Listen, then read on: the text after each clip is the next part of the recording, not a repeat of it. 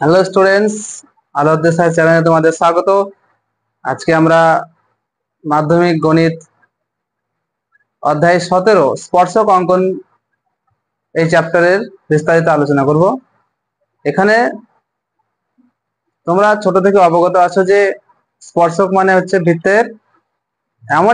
বৃত্তের পরিধির উপরে এমন একটা বিন্দুতে একটা সরলরেখায় স্পর্শ করবে, ঠিক আছে, যেটা ওই বিন্দু দিয়ে, ঠিক আছে, মানে একটাই সরলরেখা অঙ্কন করা হবে। লম্ব একটা হবে আর স্পর্শক একটা হবে একটি বিন্দুতে। মানে কথার মানে হচ্ছে এখানে দেখো, যদি এটা একটা বৃত্ত হয় তো এই বিন্দুতে যদি আমি একটা স্পর্শক অঙ্কন করি, এইভাবে একটা বিন্দুতে টাচ করবে, আদার্স এই সরলরেখাটাও অন্য কোনো বিন্দুতে টাচ করবে না। যদি আমার হাতের ছবিতে মনে হচ্ছে এখানে অসংখ্য বিন্দুতে টাচ করে গেছে, ঠিক আছে, তাই এটা কখনোই স্পর্শক হতে পারে না। কিন্তু তুমি ধরে নাও যে এটা স্পর্শক। স্পর্শক মানে বৃত্তের এমন একটা বিন্দুতে টাচ করবে, একটা বিন্দুতে টাচ করে চলে যাবে এরকম করে। একটা সরলরেখা। এটা আঁকার পদ্ধতিটা কি? ডাইরেক্ট অঙ্কন করা যাবে না, স্কেল কম্পাসের কাটা কম্পাসের সাহায্যে একটা প্রসেস আছে। প্রসেসটা কি আগে বলি। অঙ্ক তোমাকে প্রথমে আগে বৃত্তের মাপ দিবে। বৃত্ত অঙ্কন করতে গেলে আমাদের ব্যাসার্ধ দরকার, ঠিক আছে, তোমরা সবাই জানো ব্যাসার্ধ কি জিনিস। এই যে একটা বৃত্তের এই অর্ধেক মাপ, এটা হচ্ছে ব্যাসার্ধ। সাপোজ বা ধরে নাও যে একটা বৃত্তের ব্যাসার্ধ 3 সেমি। বৃত্তের ব্যাসার্ধ কত সেমি? 3 সেমি। আর বললো যে 7 সেমি দূর থেকে, মানে 7 সেমি কেন্দ্রবিন্দু থেকে 7 সেমি দূরে, ঠিক আছে, 7 সেমি দূরে অবস্থিত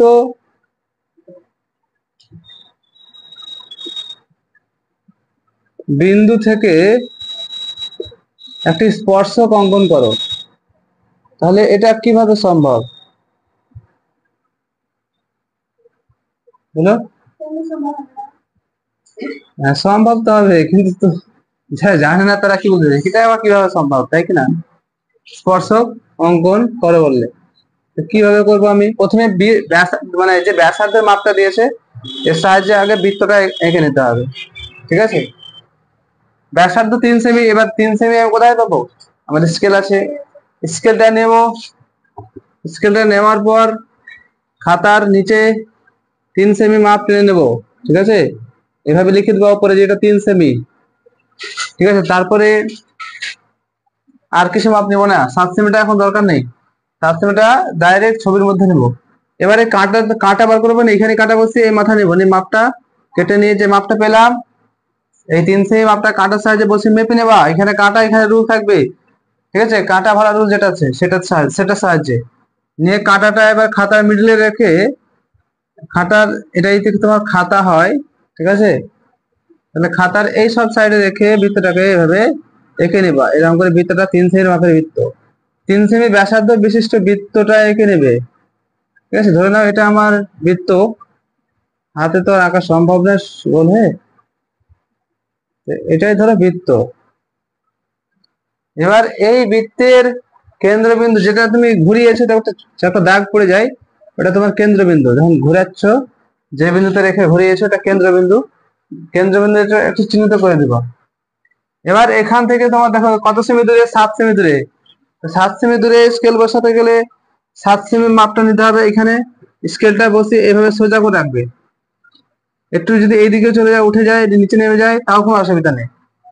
এদিকে চলে আসে কোনো অসুবিধা নেই, এদিকে চারিদিকে হবে, স্পর্শক চারিদিকে অঙ্কন করা যায়।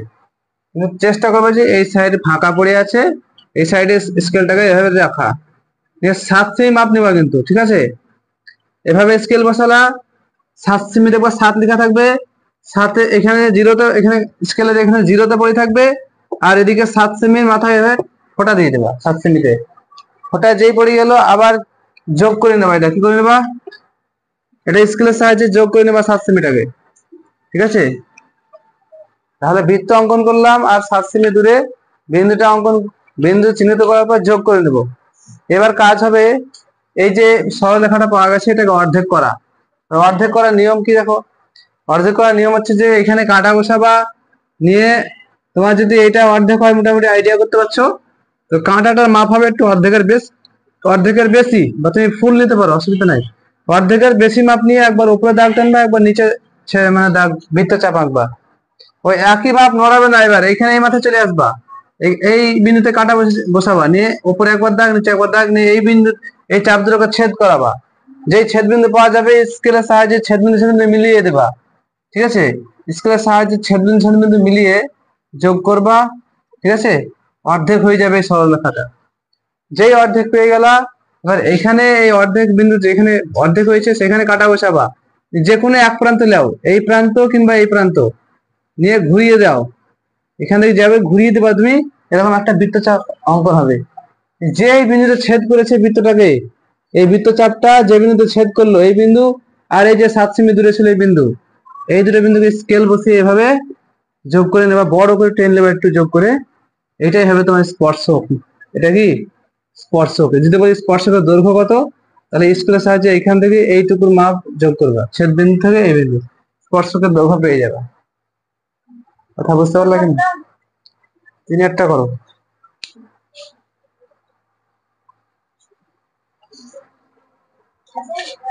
3 কি বলছে? 2.5 সেমি দৈর্ঘ্যের ব্যাসার্ধ বিশিষ্ট 2.5 সেমি স্কেলে টেনে নিলা, সেই মাপটা স্কেলে কাটার সাহায্যে নিয়ে বৃত্তটা অঙ্কন করে নিলা, কেন্দ্রবিন্দু পেলা, এখান থেকে 6.5 সেমি দূরে আর একটা বিন্দু স্কেলের সাহায্যে নিয়ে নিলা।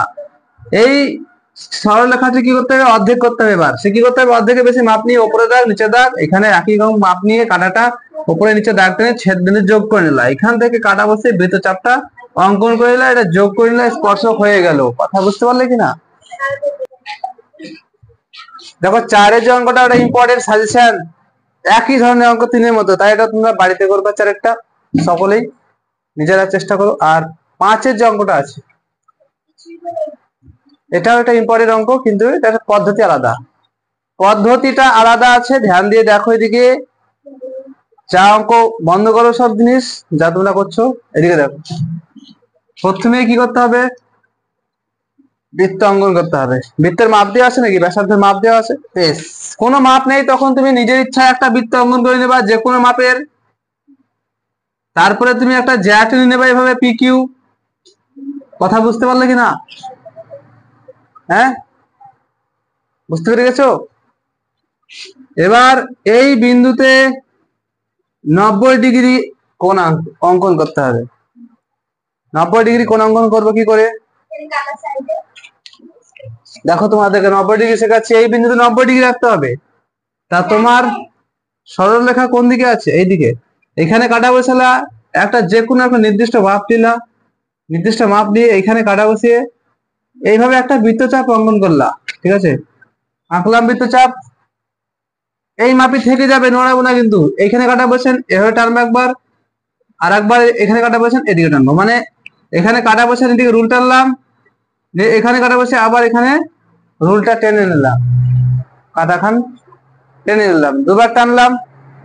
এবার দেখো এই যে ছেদ বিন্দু পাওয়া গেছে, সেই ছেদ বিন্দু থেকে কি করবো? একই মাপ থেকে গেল, এখানে কাটা বসে একবার উপরে টানবো, এইভাবে বৃত্তচাপ আঁকবো, আঁকলাম, আর একই মাপ থেকে যাবে। এবার এইখানে কাটা বসাবো, এখানে নিয়ে এভাবে টানবো, নিয়ে কাটবো, ঠিক আছে?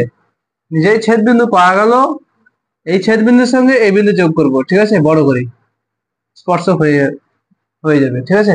যেহেতু আমার ছবি হচ্ছে না আঁকা, এই জন্য এই সরলরেখাটা ভেতরে চলে যাচ্ছে, কিন্তু এই বাইরে যাবে, ঠিক আছে? এই বাইরে যেত, এই স্পর্শকটা এরকম হয়ে যেত, হ্যাঁ 90 ডিগ্রি হতো, কিন্তু আমার ছবি আঁকা হচ্ছে না বলে, হাতে হচ্ছে বলে এদিকে চলে যাচ্ছে। কথা বুঝতে পারছো কিনা?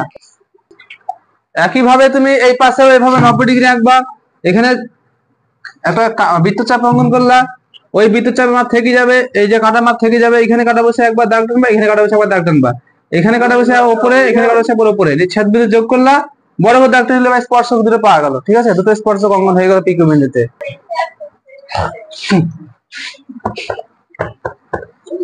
দেখো এবার 6-এর অঙ্কটা ধ্যান দিয়ে দেখবে, ঠিক আছে? এটা ইম্পর্টেন্ট অঙ্ক। বলেছে যে একটা 8 সেমি দৈর্ঘ্যের সরলরেখা টানো এবং তাকে ব্যাস করো। তাকে ব্যাস করে একটা বৃত্ত অঙ্কন করো। তো দেখো এটা যদি ব্যাস হয় তাহলে ব্যাসার্ধ এর অর্ধেক হবে, ঠিক? আর ব্যাসার্ধ না হলে তো বৃত্ত অঙ্কন করা যাবে না। এই জন্য ব্যাসার্ধ জানতে গেলে এর অর্ধেক করতে হবে, মানে সমাদ্বিখণ্ডিত করতে হবে। সমাদ্বিখণ্ডিত করার নিয়ম কি?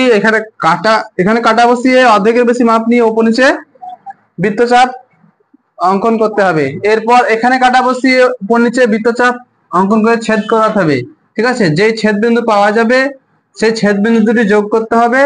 যে দেখো অর্ধেক পাওয়া গেল, যেই অর্ধেক পেয়ে গেল এবার বৃত্তটা টেনে নাও, এখানে কাটা বসিয়ে এই মাথায় রুল বসাও, ঘুরিয়ে দাও গোল করে, বৃত্তটা পাওয়া যাবে, ঠিক আছে? কি পাওয়া গেল? বৃত্ত পাওয়া গেল, ধরুন এটা বৃত্ত পাওয়া গেল। এবার এই বৃত্তে পাওয়া গেল যে পি কিউ তোমার ব্যাসের মানে দুই মাথা আছে, দুই বিন্দু পি কিউ, তাতে আবার সেই 90° অঙ্কন করতে হবে। 90° অঙ্কন করে এভাবে স্পর্শক অঙ্কন করতে বলছে। কথা বুঝতে পারলো কিনা? 90° আঁকার নিয়ম কি বলেছিলাম? এখানে কাটা বসিয়ে এভাবে বৃত্তচাপ অঙ্কন করতে হবে এবং সেই বৃত্তচাপের মাপটা থেকে যাবে, দুবার টানতে হবে কাটা। এখানে কাটা বসিয়ে একবার, এখানে একবার, এখানে কাটা বসিয়ে ওপরে একবার, এখানে কাটা বসিয়ে এভাবে টানতে হবে, নিয়ে যোগ করতে হবে, বড় করে স্পর্শক হয়ে যাবে। একই রকম ভাবে এখানে কাটা বসিয়ে বৃত্তচাপ টানতে হবে এভাবে, নিয়ে ওপর নিচে দুবার দাগ টানবে। এখানে ধরো একবার টানলে এখানে পেলে, একবার এখানে, এই কাটা বসিয়ে ওপর নিচে দাগ টানবে, যোগ করে এইরকম একটা স্পর্শক অঙ্কন পাওয়া যাবে। একই কাজ করো। সাতের যে অঙ্কটা সেটা খুবই ইম্পর্টেন্ট অঙ্ক। এখানে আমরা দেখবো যে প্রথমে একটা বৃত্ত অঙ্কন করতে হবে এবং সেই বৃত্তটার কি করতে হবে, তোমার দুখানা ব্যাস অঙ্কন করতে হবে। ব্যাস মানে কি? কেন্দ্রবিন্দুকে স্পর্শ করে একটা করে জ্যা টানতে হবে। তো তুমি এইভাবে আগে ধরো কেন্দ্রবিন্দুতে পাওয়া যাবে, যখন একটা বৃত্ত অঙ্কন করবে যে কোনো মাপের, অটোমেটিক একটা কেন্দ্রবিন্দু মিডিলে তৈরি হয়ে যায়, ছাপ থেকে যায়। এবার তোমাকে কি করতে হবে, স্কেল নিয়ে দিকে দেখো, ধ্যান দিয়ে দেখো ওইদিকে, এভাবে এভাবে স্কেল বসালা, স্কেলে মাপ পাই না এখানে, এভাবে স্কেল বসালা, তুমি যে কোনো খুশি যেদিকে খুশি কিভাবে একটা ব্যাস টেনে নেবা, কি করে? যে কোনো খুশি একটা ব্যাস টানবা কি করে? কারণ বৃত্তের মধ্যে তো অসংখ্য ব্যাস টানা যায়। বৃত্তের মধ্যে কখনো ব্যাস টানা যায়? বৃত্তের মধ্যে অসংখ্য ব্যাস টানা যায়, যে কোনো একটা ব্যাস নিবাবি। এইভাবে কাটা বসাবো, এভাবে স্কেল বসাবো, নিয়ে এভাবে যোগ করে নিব, একটা ব্যাস পেলাম, ঠিক আছে? আর বলছে যে এই ব্যাসের উপর আর একটা ব্যাস টানতে হবে, কিন্তু লম্ব ভাবে যেন অবস্থান করে। লম্ব ভাবে তো হাতে তো আন্দাজে করা যাবে না, হাতের আন্দাজে যদিও লম্বা হয়ে যায়, কিন্তু হাতে অঙ্কন করলে তো ভুল হতে পারে। এই জন্য সরাসরি 90° এখানে আঁকতে হবে। কথা বুঝতে পারলে কিনা? এই বিন্দুতে 90° আঁকতে হবে, যে কোনো দিকে। এই বিন্দু থেকে তুমি এইদিকে বৃত্তচাপ করে অঙ্কন করতে পারো 90°, কিংবা এইদিকে বৃত্তচাপ অঙ্কন করে আঁকতে পারো। আমি এইদিকে টানছি, এখানে কাটা বসিয়ে এখানে রুলটা ঘোরাবো এইভাবে। 90° আঁকার নিয়ম কি? এই কাটাটা একই চাপ মাপ থাকবে, দুবার টানতে হবে, একবার দুবার দিয়ে কি করতে হবে, এবার এখানে কাটা বসিয়ে উপরে একবার দাগ, এখানে কাটা বসিয়ে এবার উপরে দাগ, যোগ করে নাও, বড় করে যোগ করে নেবা, ঠিক আছে? তাহলে কি হবে, লম্ব পেয়ে গেলাম। কার উপরে লম্ব পেলাম? এই ব্যাসের উপর এর একটা ব্যাস পেলাম, ঠিক আছে? দুটো ব্যাস পেলাম। এবার দেখো এখানে কয়টা বিন্দু হয়েছে বাইরে? চারখানা বিন্দু হয়েছে। চারখানা বিন্দুতে চারখানা স্পর্শক অঙ্কন করতে পারবে না? চারখানা বিন্দুতে চারখানা স্পর্শক অঙ্কন করার নিয়ম কি? প্রত্যেকটা বিন্দুতে 90° আঁকতে হবে। আবার এখানে কাটা বসে এইভাবে বৃত্তচাপ অঙ্কন করবা, দুবার টানবা, এখানে একবার টানবা, যোগ করবা একটা স্পর্শক। আবার এখানে কাটা বসে এইভাবে বৃত্তচাপ আঁকবা, দুবার টানবা, এখানে টানবা, যোগ করবা আর একটা স্পর্শক। এখানে আবার বৃত্তচাপ অঙ্কন করে 90° দুবার টেনে এভাবে যোগ করে এভাবে একটা 90° অঙ্কন করে স্পর্শক অঙ্কন করবা। এখানে আবার দেখো ধ্যান দিয়ে স্লো মোশনে একটা শিখলে সবটা হয়ে যাবে। কিভাবে টানবা? এই যে বিন্দু দেখতে পাচ্ছ, এই বিন্দুতে কাটা বসাতে হবে, নিয়ে এখানে রুল বসাতে হবে, রুল বসিয়ে এভাবে বৃত্তচাপ অঙ্কন করতে হবে। যে মাপটা আছে তোমার বৃত্ত কাটার, সেই মাপটা থেকে যাবে। এখানে কাটা বসাবা, একবার বৃত্তচাপ টানবা, আবার এখানে কাটা বসে আবার একবার বৃত্তচাপ টানবা, দিয়ে কি করবা, এখানে একবার কাটা বসে আবার বৃত্তচাপ টানবা, এখানে কাটা বসে আবার বৃত্তচাপ টানবা, মানে 90° আঁকা। যেটা তোমার ছোট মানে ক্লাস 5 থেকে শিখে আসছো 90° অঙ্কন করা, বাচ্চা অবস্থা থেকে, আর 6 বছর হচ্ছে। এবার কি করবা, এখানে কাটা বসে এভাবে বৃত্তচাপটা বড় করে টেনে নেবা, আর একটা স্পর্শক পেয়ে গেল। চারটা স্পর্শক টেনে নিলা, দেখবা যে মানে আমার এখানে ছবিটা ভুল হয়েছে যদিও, যে একটা এখানে দেখো এই স্পর্শক দ্বারা আবার একটা মানে চতুর্ভুজ তৈরি হয়েছে। সেই চতুর্ভুজটা কেমন চতুর্ভুজ হবে? অর্থাৎ বর্গক্ষেত্র হবে, কারণ চারিদিক সমান। এটি একটি বর্গক্ষেত্র। আয়তক্ষেত্র মানে চতুর্ভুজটা একটি বর্গক্ষেত্র হবে। নাম দিবা এখানে এ বি, নাম দিবা C D E F G H, এরকম নাম দিয়ে দিবা। এবার দেখো যে 8-এর অঙ্কটা আছে না, এখানে তোমাকে আগে ত্রিভুজ আঁকতে হবে, সমবাহু ত্রিভুজ। এবার সমবাহু ত্রিভুজ আঁকতে গেলে প্রথমে উপরে আমি বাহুটা নিয়েছি, দেখো 5 সেমি। এবার তোমাকে কি করতে হবে, এই 5 সেমি বাহুটা কাটা সাইজে কেটে নিয়ে মাপ নিয়ে কেটে নিতে হবে। কেটে নেওয়ার পর একইভাবে ওই একই মাপ থাকবে, তোমাকে এই প্রান্তে বসে উপরে দাগ কেটে নিতে হবে বা চাপ কেটে নিতে হবে। সেই একই মাপ থাকবে, এই প্রান্ত থেকে বসে কেটে নিতে হবে। এবার কি করতে হবে, এই বিন্দু থেকে এই বিন্দু যোগ, এই বিন্দু থেকে এই বিন্দু যোগ। ঠিক আছে, দেখো আমি নিচে এখানে এঁকে দিচ্ছি, এটাকে মিটিয়ে দিচ্ছি। এবার দেখো তোমাকে এই যে সমবাহু ত্রিভুজ হয়েছে, তাকে কি করতে হবে, পরিবৃত্ত অঙ্কন করার জন্য যে কোনো দুটি বাহুকে তোমাকে ভাগ করতে হবে, সমাদ্বিখণ্ডিত করতে হবে। এই জন্য আমাদের নিয়ম কি, যে একটি প্রান্তে বসিয়ে উপর নিচে দাগ টানতে হবে বা বৃত্তচাপ আঁকতে হবে। একইভাবে একই মাপ থাকবে, উপর প্রান্ত থেকে একইভাবে দাগটা কেটে নিয়ে চাপটা ছেদ করাতে হবে, ছেদ বিন্দুতে যোগ করে নিতে হবে। ঠিক আছে, এটা হলো একটা সরলরেখা, মানে একটি সমবাহু ত্রিভুজের একটি বাহু সমাদ্বিখণ্ডক। একইভাবে আর একটি যে কোনো দুটি বাহুর মধ্যে একটিকে সমাদ্বিখণ্ডিত করতে হবে। তো আমি এটাকে সমাদ্বিখণ্ডিত করছি, এই যে একই রকম নিয়মে হবে কিন্তু। ঠিক আছে, তো প্রথমে কি করবে, এই প্রান্ত থেকে কাটা বসিয়ে ওপর নিচে দাগ টানবে। ঠিক আছে, তো আমি টেনে দিচ্ছি এভাবে। আর দেখো একইভাবে ওপরে বিন্দুতে চাপ মানে কাটা বসিয়ে তোমাকে দাগ চাপ টেনে নিয়ে ছেদ করাতে হবে। ঠিক আছে, এবার সেই ছেদ বিন্দু কি করতে হবে, ছেদ বিন্দু দুটো যোগ করে নিতে হবে। ঠিক আছে, একইভাবে এভাবে চাপ কেটে নিয়ে তোমাকে যোগ করে দিতে হবে। যোগ করলে দেখো আবার যে দুটি বাহু যে সমাদ্বিখণ্ডক হয়েছে এখানে, সেই সমাদ্বিখণ্ডক দুটি আবার একটি বিন্দুতে স্পর্শ করেছে। ঠিক আছে, যে সমাদ্বিখণ্ডক দুটি একটি বিন্দুতে স্পর্শ করেছে, ওই সমাদ্বিখণ্ডকের স্পর্শ বিন্দু থেকে কাঁটা বসিয়ে কি করতে হবে, এবার কাঁটা বসিয়ে তোমাকে এই ত্রিভুজের শীর্ষবিন্দু 3টে আছে, তো যে কোনো একটা শীর্ষবিন্দু রুল মানে কাঁটা থাকবে তোমার ওই ছেদ বিন্দুতে, সমদ্বিখণ্ডকের ছেদ বিন্দুতে, এবং তোমার রুল থাকবে সমবাহু ত্রিভুজের যে কোনো একটি মানে প্রান্তে, দিয়ে এভাবে ঘুরে নিতে হবে। ঘুরে নিলে পরে কি হয়ে গেল, পরিবৃত্ত অঙ্কন কমপ্লিট। ঠিক আছে, এবার যেই পরিবৃত্ত হয়ে গেল, দেখো এই পরিবৃত্তেরই এবার স্পর্শক অঙ্কন করতে হবে। এই যে পরিবৃত্তটা, এটা একটা বৃত্ত হলো। ঠিক আছে, ঘুরে নিলাম দিয়ে, এটা একটা বৃত্ত। সেই বৃত্তটা, এবার এই বৃত্তটার কি করতে হবে, এই বৃত্তটার তোমার 3টে শীর্ষবিন্দু টাচ করেছে, 3টে শীর্ষবিন্দুতে একটা করে স্পর্শক অঙ্কন করতে হবে। তো স্পর্শক অঙ্কন করার নিয়ম যেটা যেভাবে আছে, যে সরলরেখাটা আমরা পেয়েছি ছেদ বিন্দুতে, সেই সরলরেখার উপর লম্ব অঙ্কন করতে হবে। ঠিক আছে, তো লম্ব অঙ্কন করতে সবাই জানো যে এখানে শেষ প্রান্তে তোমাকে কাঁটা বসাতে হবে। ঠিক আছে, কাঁটা বসিয়ে একটা বৃত্তচাপ অঙ্কন করতে হবে। ঠিক আছে, 90 ডিগ্রি অঙ্কন করতে হবে, এইভাবে বৃত্তচাপটা এঁকে নেবে। তারপরে যে মাপটা নিলে সেই মাপটা একই থাকবে, এইভাবে ছেদ করে নেবে, দিয়ে আবার ওপর নিচে ছেদ করে দিয়ে যোগ করে দেবে। ঠিক আছে, একটা স্পর্শক হলো। একইভাবে এখানে এই বিন্দুতে কাঁটাটা বসিয়ে বৃত্তচাপটা টেনে নেবে, একই মাপ থাকবে। ঠিক আছে, একই রকম রুলসে করতে হবে কিন্তু। ঠিক আছে, এবার কি করতে হবে, এখানে এই বিন্দুতে এবার কাঁটাটা বসিয়ে এভাবে চাপ টানতে হবে, একই মাপ উপরে টেনে নিতে হবে দুবার, 120 ডিগ্রি যাকে বলা হয়। এবার কি করতে হবে, ওই তোমার এক কাটা এবং দু কাটা যেটা টানা হয়েছে উপরে দুটো বিন্দুতে তোমাকে ছেদ করাতে হবে। ঠিক আছে, ছেদ করে নিয়ে এই দুটো বিন্দু ছেদ করে নিয়ে পর আবার ওই ত্রিভুজের শীর্ষবিন্দুতে মানে যোগ করে দিতে হবে, তাহলে স্পর্শক হয়ে গেল। একইভাবে এইখানে দেখো, এইখানে যে আমার মানে সমদ্বিখণ্ডকটা সোজাসুজি ওই ত্রিভুজটাকে ভেদ করতো, যেহেতু এটা সমবাহু ত্রিভুজ, কিন্তু আমার ত্রিভুজটা আঁকা হয়নি জন্য এটা ছেদ করেনি। ঠিক আছে, এটা ছেদ করতো এই সমদ্বিখণ্ডকটা, এই বাহুটা আমার মানে একটু হয়ে গেছে, এটা এইভাবে ছেদ করতো সোজাসুজি। যদি আমার ভুল হয়েছে, ছবি হাতে আঁকা, তো হাতে আঁকা ছবি ফল্ট হবে, এটা ছেদ করতো এখানে। এবার ছেদ যেই করতো আমার এই সরলরেখার উপর 90 ডিগ্রি অঙ্কন করতে হবে। ঠিক আছে, এভাবে বৃত্তচাপটা টেনে নেবে, তারপরে একই মাপ থাকবে, দুবার টেনে নেবে, উপরে দুবার টেনে নেবে, কেটে নেবে, যোগ করে দেবে, তাহলে স্পর্শ কমপ্লিট। ঠিক আছে, তাহলে এইভাবেই এই ত্রিভুজটা কমপ্লিট। এবং এই যে